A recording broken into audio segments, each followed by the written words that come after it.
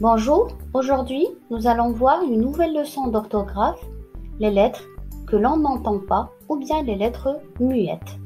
Commençons par la lecture des mots suivants.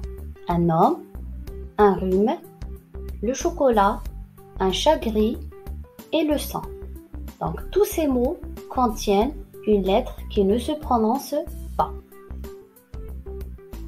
Alors, qu'est-ce qu'une lettre muette? On appelle une lettre qui est écrite mais qui ne se prononce pas une lettre muette.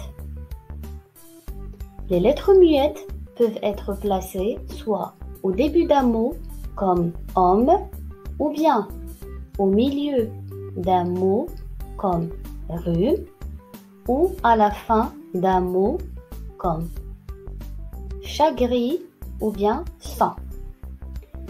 Comment trouver une lettre muette en fin d'un mot?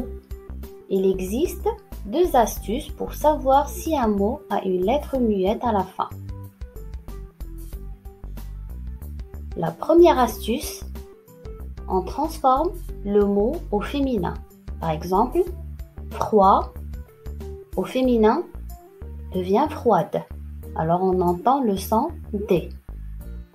Et gris au féminin devient grise, alors on entend le son S. Deuxième astuce, on cherche un mot de la même famille. Par exemple, dent, mot de la même famille, devient dentaire. Alors on entend le son T. Et tard, mot de la même famille, tardive. Alors on entend le son D. En résumé, la lettre muette apparaît à l'écrit, mais ne se prononce pas à l'oral. Souvent, on peut identifier la lettre muette en mettant le mot au féminin ou en trouvant un mot de la même famille. Par exemple, le mot marchand au féminin devient marchande.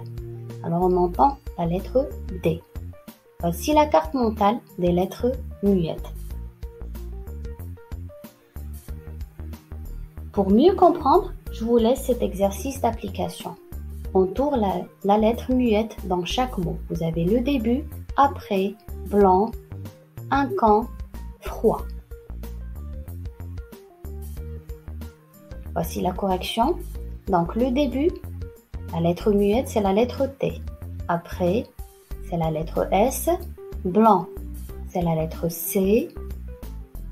Un camp, c'est la lettre P. Et froid, c'est la lettre D. J'espère que vous avez bien compris.